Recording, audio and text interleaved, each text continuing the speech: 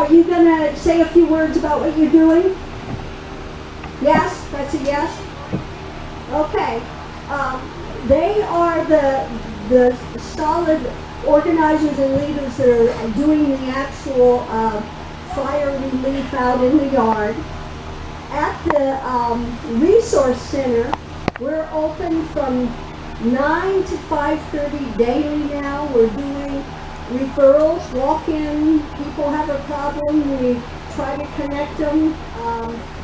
It's mainly a rest spot too for a lot of the people working that come in because we have refreshments and cold drinks and stuff. But we're having daily lunches.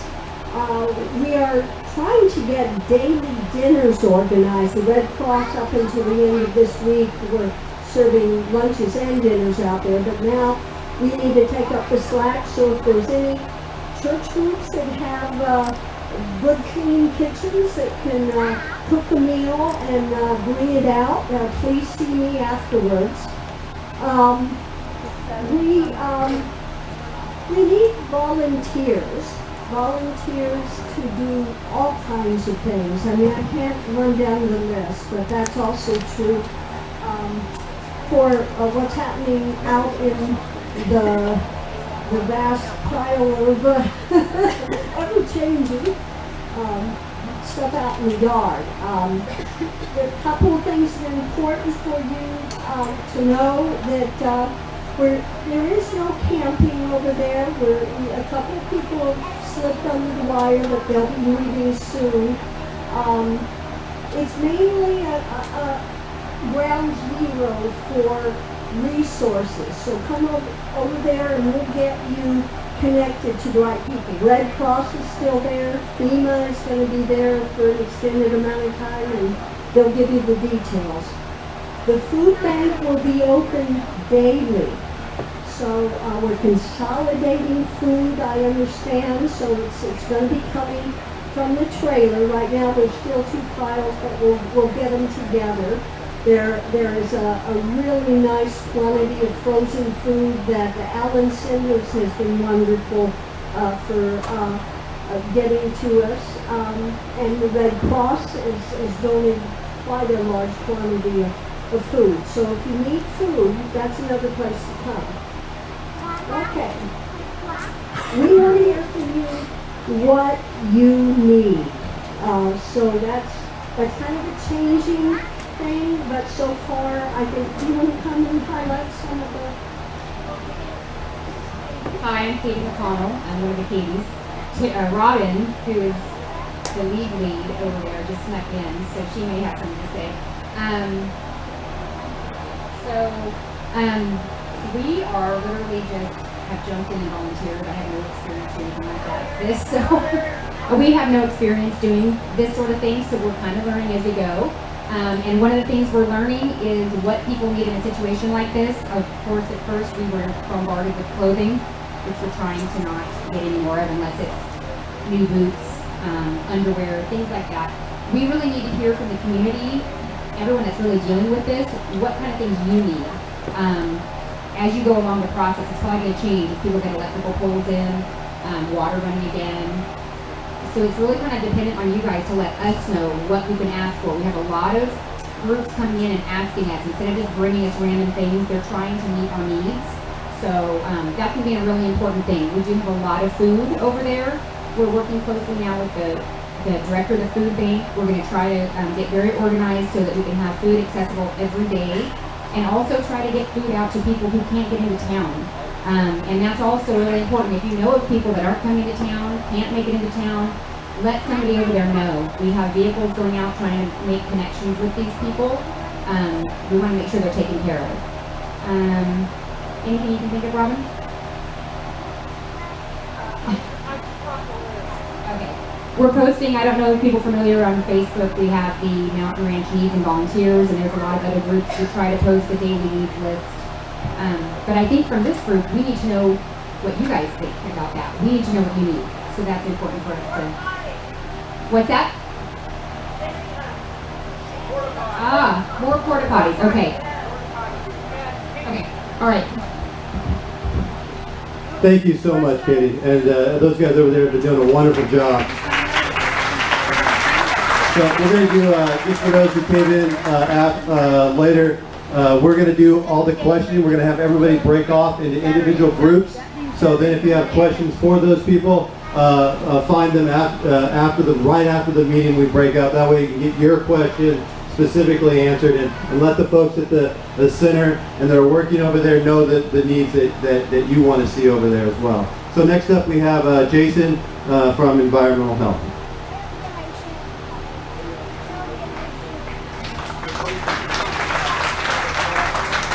So I want to give a brief overview regarding the debris removal recovery process in which the county has initiated with CalRecycle.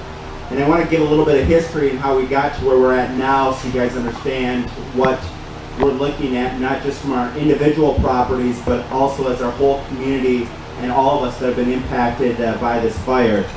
So September 17th, the health officer and I declared a health emergency due to the number of structures burned and the hazardous material, hazardous waste associated with the burns on the individual properties. That was ratified last week by the Board of Supervisors, and along with that, we pushed forward an MOU with CalRecycle to assist in the debris removal process. We have two processes in place for people. One is the CalRecycle County process. It's 100% funded, and we can get into the questions regarding insurance and how that plays. But if you don't have insurance, it's funded. And then also we're developing a self-certification process. The reason being we had to go through this is that in this ash, when your house burns, whether you have an older home, asbestos, there's heavy metals in the ash. As a household, I know I have a lot of stuff in my garage. There's solar panels and batteries, lead, and other toxic materials at these sites. We didn't want to have every single homeowner have to fight and also clean up their properties on their own. I know we're an independent group, we're an independent community, but we couldn't have people driving down the road with ash that has potential for asbestos and heavy metals in it to be impacting our communities, our neighbors, and our kids in schools. So we've developed this process. To date, we have 260 right of entry forms signed, and those are forms that grant CalRecycle to remove hazardous debris from your property. We don't care if the structure was permitted or not permitted. I don't care what type of garden you have. We want to clean up your property and get it back so we protect public health. That's what this is about. I know there's a lot of people that are concerned with having the government and contractors come on the property. But believe me, this isn't about what you did or what you're doing. It's about cleaning up our community so you guys can rebuild as fast as possible, and that we do it in a safe manner where we're not impacting each other. I don't want to have people digging through ash, loading up debris, and having it impact the neighbors, impact our solid waste workers, and right now our county landfill is not taking it because it can't take it, and we don't want to impact the workers down there. So I will be here. I have representatives here from CalRecycle to answer questions regarding the specific process. I also have staff in the back room to the left regarding going over the process and sign those right of entry forms. I see some of you that I've ran into the last couple weeks. I know some of you may have seen my staff out doing site safety assessments. To date, we've conducted over 600 property inspections looking at the well, septic, and what hazards are at each individual site. So we have this information. But we're really trying to help you guys clean this up in a safe manner. On this too, there's some questions regarding contractors that want to participate, local contractors. We have Sutton Construction who's going to be participating, and they'll be working with other local contractors that want to go through the process, and we can get you plugged in if you want to participate with that. Another question that came up in the last town hall meeting is stormwater management and managing this burned ash and hazardous materials before the contractors can get out to the site. I've been making it a priority talking to OES and Cal Recycle people that before we get to the sites to start doing debris removal, that we deploy stormwater management practices. So somebody's, burned structure area or potential hazmat isn't going to impact the neighbor's property, your drinking water wells, and also our watershed. So we're looking at that, and we're developing a process for that. With that being said, there's a lot of other people that need to speak here, and I know there's a lot of questions regarding debris removal process, and we can answer those questions once we go through, but I just want to give you guys an overview of where we're at. If you go through the self-certification process or the state county sponsor process, it's going to be the same standards, okay?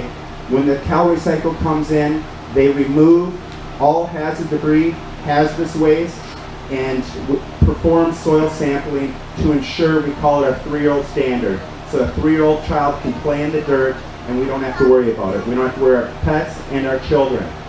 You'll get a certificate that your property's been cleaned.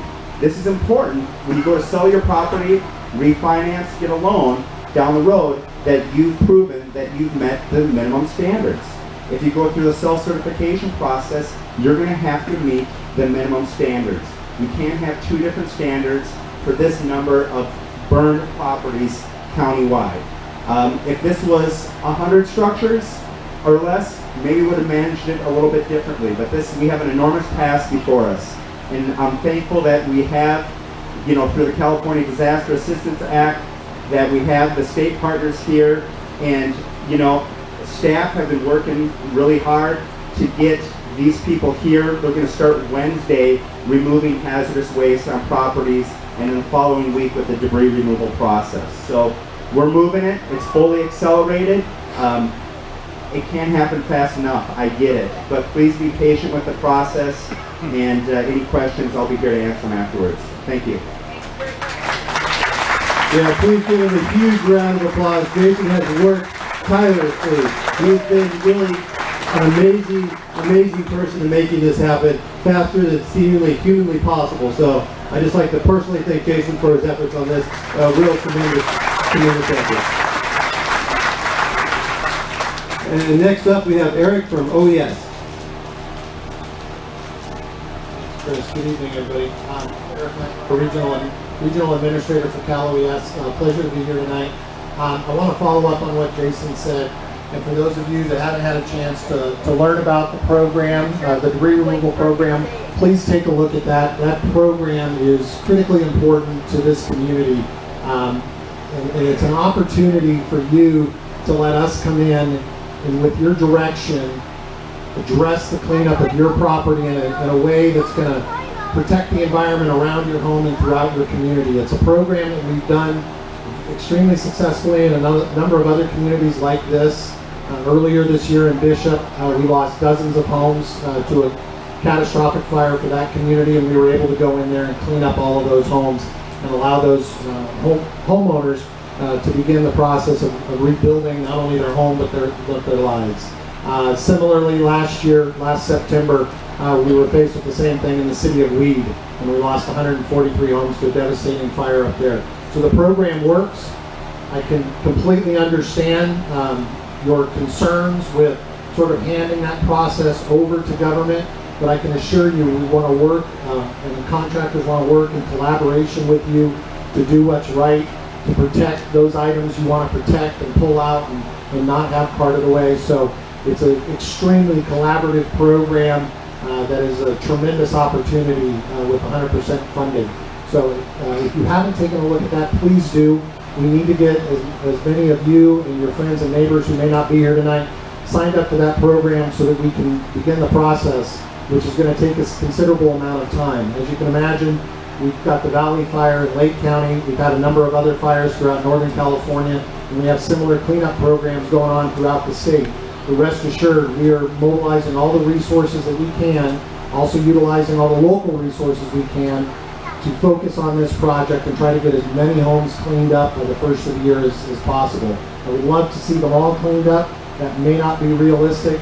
As the process goes through, Jason's team and our cleanup teams will continue to keep you apprised of where we are in that process. On another note, and FEMA's going to speak in a moment, registration is critically important. There's a lot of people that have concerns about housing, getting trailers on your property or some other solution to address your immediate housing needs. And the ability for the county and the state and FEMA to figure out the solution is information. And we need everybody to register and get plugged in with us so that we can begin to assess what the needs are for the entire community, so that we can do this strategically and quickly and get those solutions in place, whatever they are. So please take the time to register. Please don't disqualify yourself before you've had a chance to register. Similarly, it was spoken to earlier, watershed is going to be critically important, and there's a number of agencies right now, federal government, state government, that are involved in assessments of what burned and how we can address the whole watershed. But we also heard the other night in San Andreas the need to do some immediate stormwater protection around your home sites where we've had losses. And so we're looking at that. We've got some federal funds that are available to us with this fire that we haven't had before. And so we're going to be meeting, I'm hoping to pull together an initial meeting tomorrow with all of the different state and local government and federal players so we can figure out whose programs can address your needs. And so hopefully there'll be more information to come on that in the days ahead. So I will be here the rest of the evening, happy to answer any other questions that you may have. Thank you so much. So now we're going to have FEMA spokesman come up and give a quick overview on FEMA. Thanks very much. My name is David Mace. I'm a spokesperson for the Federal Emergency. My name is David Mace. I'm a spokesperson for the Federal Emergency Management Agency. As most of you probably know, late last week, President Obama granted the governor's request for a federal major disaster declaration for this county, making it eligible for FEMA assistance. On behalf of the President and the entire federal family, we want to express our sincerest sorrows to the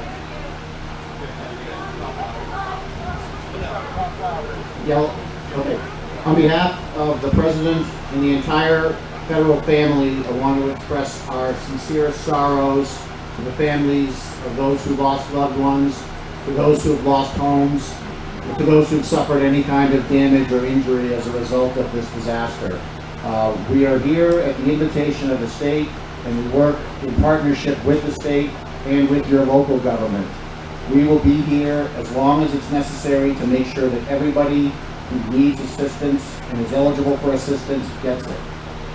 I can't stress enough, as the state already said, registering is the first critical step to getting assistance from FEMA. If you haven't already registered and you have some time tonight, you can walk across the street. There's a huge mobile home looking device over there, and it's basically a mobile satellite communication center, and we can register you on the spot into the federal computer system. It's not a long process. We do need some information from you, and we do have to ask you some questions, but once you're in the system, that is going to open up the doors to all kinds of different aid, not just from FEMA, but from our partners. You'll see the Small Business Administration here. They're a big partner and a huge resource for you. You'll have other partners as well, the Social Security Administration, USDA. There will be a whole bunch of federal partners here working with us and with our partners at the state and county level. The most important thing you can do is register. We know it's not always easy to ask for help, but in this case, obviously, with the magnitude of the disaster suffered here, there's absolutely no reason to feel in any way like you're taking anything away from anybody else. There's plenty of aid for everybody. It's not a set amount. Please, whatever you do, take the time to register as soon as you can, because as was already said, the sooner we get you in the system, the sooner we can get you help, and the sooner we can start to get a handle on some of these large problems, like the issue of housing at this time. On another note, we've been made aware, it happens in every disaster. Disasters bring out the best in most people, and unfortunately in a very small number of people, it brings out the worst. We've had a report of people calling, claiming to be FEMA representatives over the phone and asking for personal information, including credit card information. Nobody from FEMA will ever ask you for your credit card number. If anybody says they're from FEMA and asks you for your credit card or asks you to make any kind of payment in advance to get assistance, it's a fraud. Please hang up and call law enforcement and report it as soon as you can. We don't want to see anybody get scammed. The only other thing I would say is today we opened a disaster recovery center with the state at the county complex. If you need assistance, I mean, obviously we prefer that you register before you go to the center, but if you really need to go in and meet with somebody face to face and speak with them, go to the center. We'll be there for as long as it takes. The center will be open 7 days a week going forward. So by all means, please come in and see us and see all of the other partners that are there, not just FEMA, but the Red Cross, local agencies, state agencies, and other federal agencies. We are going to be there to help, and all we ask is that you reach out to us. Thank you. Thank you for being here. Next up, we have Leslie Davis, our assessor.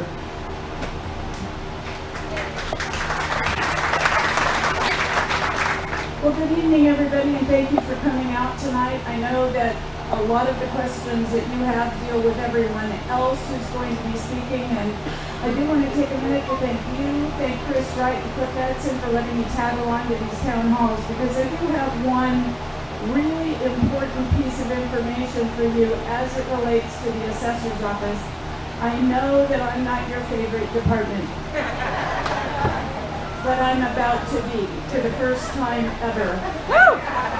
If you have experienced any structures that were destroyed that we've been assessing and you've been paying taxes on, or if you have any structures that were damaged, please come to my office and fill out a calamity form. We will be able to reduce your assessed value on those structures by 83%. Yay!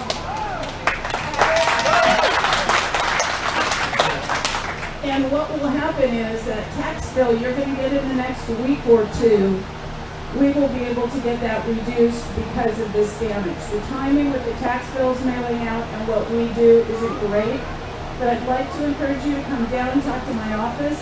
Talk to them about what your plans are, so that if there is some other benefit that you might qualify for, say you've decided you're not going to rebuild in place, you're going to move somewhere else in Calaveras County, we can talk to you about that. And we will also have the forms that you can complete to request an exemption from next year's fire prevention fee. So, see, I'm actually helping you for a change. So tonight, when everybody's done, I'm going to be over in this corner if you have any questions about what we just talked about. Thank you. Thank you. So next up, we have Mary Sawicki from Health and Human Services.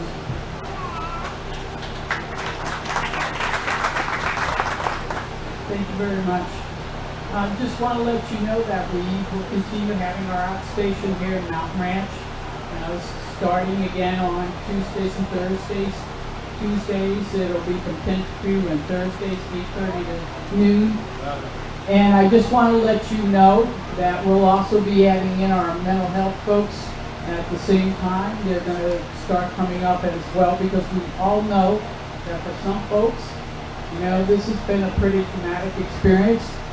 I also want to let you know at the same time, we've been doing things that we haven't ever done before. I heard the request for some porta potties.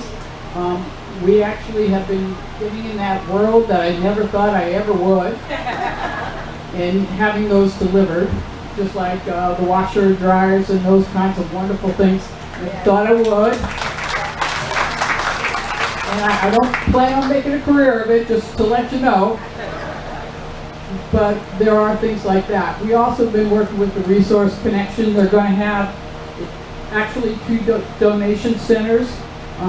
They're in San Andreas, but we are working with them so that if folks cannot get down, we're working to enable folks to let us know what it is that they need and seeing what we could do to bring stuff up once we know that folks need. So we'll be working with all the community groups that we become aware of. So just, if you hear us call you, can you just answer the phone or just talk to us in any way, shape, or form? I know you don't have phones, but can I tell you, we've been also, for some folks, delivering phones. So just to let you know that as well. So there's lots of different ways, but if you know, our center is right here at the Mountain Ranch Youth Alliance.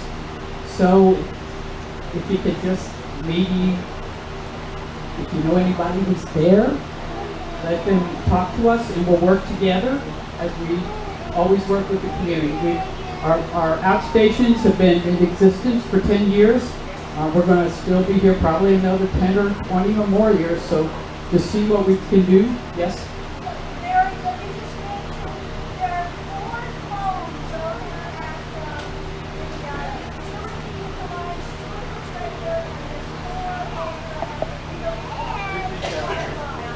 Okay, there's 4 phone. Why don't you come up here and just talk about that? And by the way, I put these booklets in the back.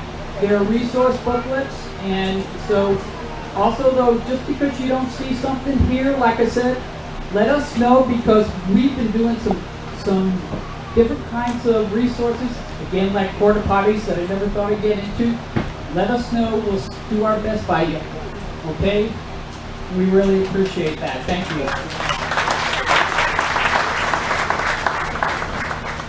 So I guess there's phones over at the Mountain Ranch Youth Center and 2 over at Mountain Ranch Realty, I believe, or 4 over at the Mountain Ranch. So if you need a landline, check those places out. Yeah, AT&T is going to speak next.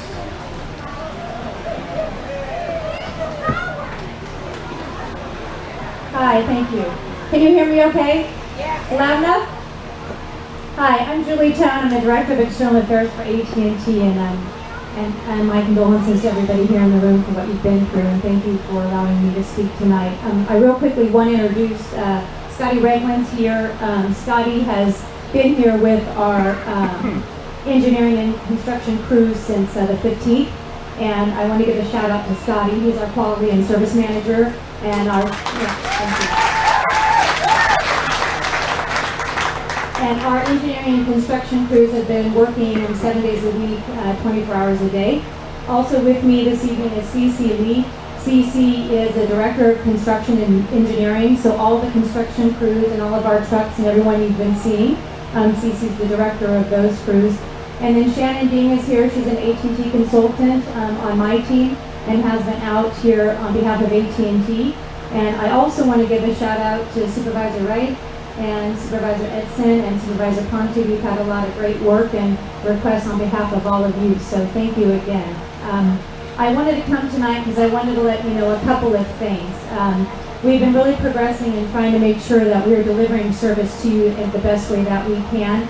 So a couple of updates I think will make you very happy. In the last couple of days, we've made enough progress where tomorrow we'll be delivering service to what's called an RT. It's right outside of this building. That's called a remote terminal. That remote terminal should come up, and we'll be providing LAN service, phone service to this community area right here. So that's a positive. We're moving forward. Yep. Also, too, we've been working for several days on trying to find equipment to bring to help you with your voice services issues and data issues. So I'm very happy to share with you that we have a crew that hopefully will be leaving Reno, Nevada. Should be here hopefully within 24 hours, if not sooner. What they will be delivering here is a vehicle that will have a satellite dish on it. That vehicle is called a satellite Colt. That satellite Colt will be providing voice services for you on your wireless phone. So you'll have that in this area as well. Yes, that's a big shout out. Positive moving forward. And then also too, along with that, we'll have satellite Wi-Fi. That satellite Wi-Fi you can use in order for you to go online. I know FEMA's here. You can fill out forms for FEMA. You can access loved ones. You can go online to other necessary applications that you need to for the needs that you have right now for you and your family. And I have one other update. I brought flyers that I will pass around, and obviously I didn't bring enough, so we'll get more out to you here. With an 800 number, this 800 number, while you're waiting for your services in your home to come up or to be restored, for those of you that have homes. And I want to let you know that if you don't, in the event, have a home currently, you can use this 800 number. We will pay for you for a month. You'll have free services to call forward your landline number to another number. So if you're staying with a relative or a friend, those services will be able to be rerouted to their home for you or wherever you might be staying. So I'll make sure that we have these flyers posted around for you and hand out as many as I have brought you this evening. We will be here, our group, afterwards. If you have any questions for us, we'll stay until we're done answering as many questions as you have. And again, on behalf of AT&T, we're sorry for all of your loss. We are here to support your services and your needs in this community, and thank you for the time this evening.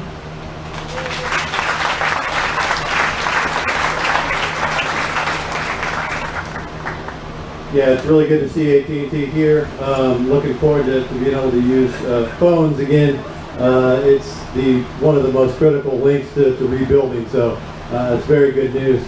We have one last guest speaker tonight. That's U.S. Small Business Administration, Yolanda. Thank you so much. Thank you for carving out some time for SBA. My name is Yolanda Stokes, and I'm a Public Information Officer with the Small Business Administration's Office of Disaster Assistance.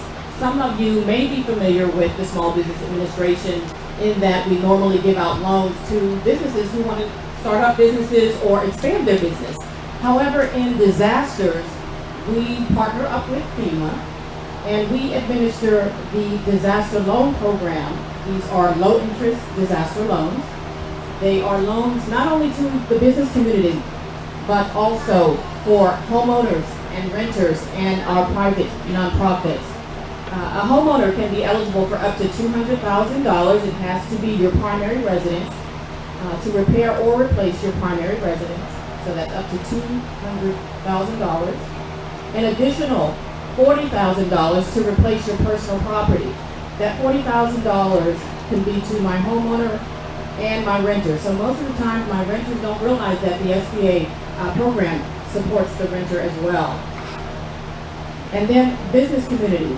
We have two types of loans. We have the physical loan for your physical losses, and we also have a working capital loan. That working capital loan will help you to meet your bills, basically. So $2 million for the business owner, $200,000 for the homeowner, an additional $40,000 for the homeowner's personal property. That does include your vehicle, and $40,000 for my renter. Okay, and SBA is co-located in the government center along with FEMA. So the first step to getting the disaster assistance that you need is to register with FEMA. FEMA may refer you to the SBA disaster loan program, and we have customer services reps that are on site there that can walk you through the process. If for some reason you have relatives who are unable to make it down to the center, you can actually apply online if you have access to computers.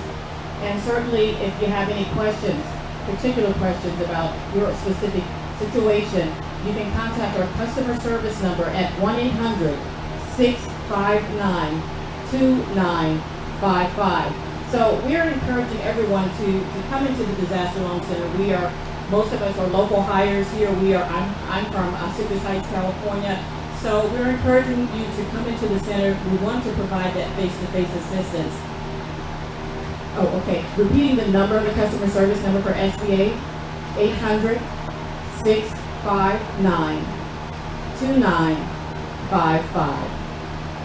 Okay. And again, we want to provide that face-to-face assistance to you. We don't want you to have to worry about finding a computer, accessing a computer. We have customer service reps on site who will take the loan application for you.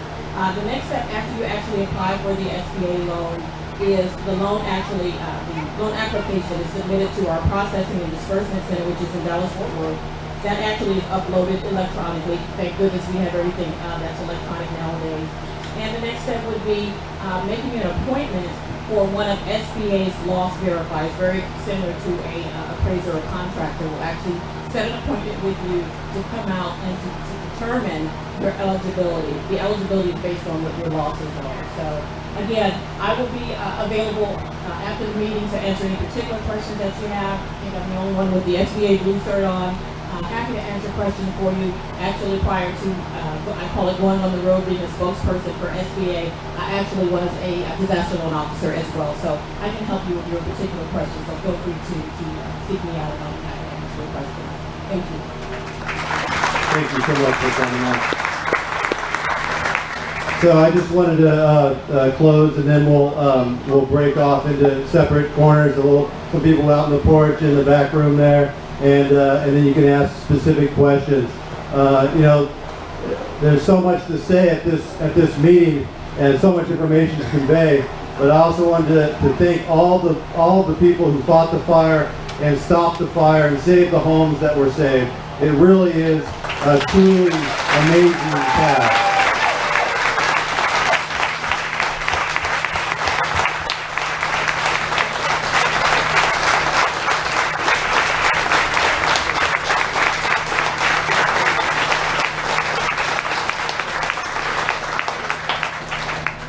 And just that was pretty amazing there. You know, I just want to point out a few individuals I see in the room. You know, certainly Central Fire here, Chief Stone. I mean, those guys were absolutely incredible.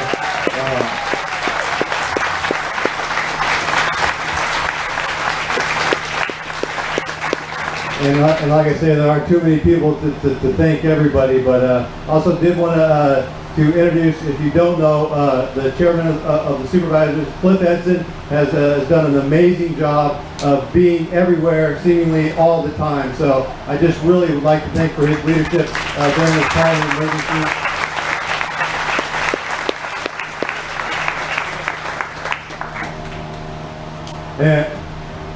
And I'll hand it over to Cliff here. Hey guys. You know, you had a few people stay behind to work really hard to make sure that some places were, you know, did whatever they could to make it as safe as possible and save some places. And Mr. Gosu, I've seen pictures of him. I've seen pictures of him with a DC-10 right behind his head. I was wondering about that.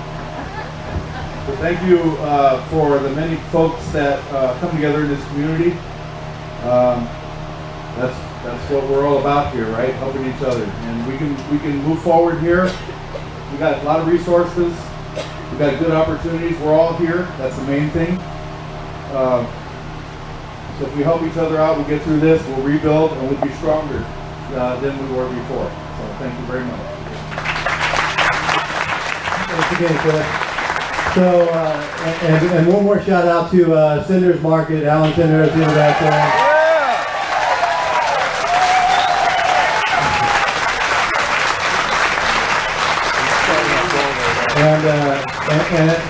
And then I'll end it there. We'll disperse into the different side corners for the different agencies. I'm going to be here. If you have questions, if you want to make sure what agency you want to talk to, I'll be right here. I have also, I just got printed up more business cards, so I can give you my number. I'm just here to help you guys navigate the system to get rebuilt as fast as possible. So thanks again for being here.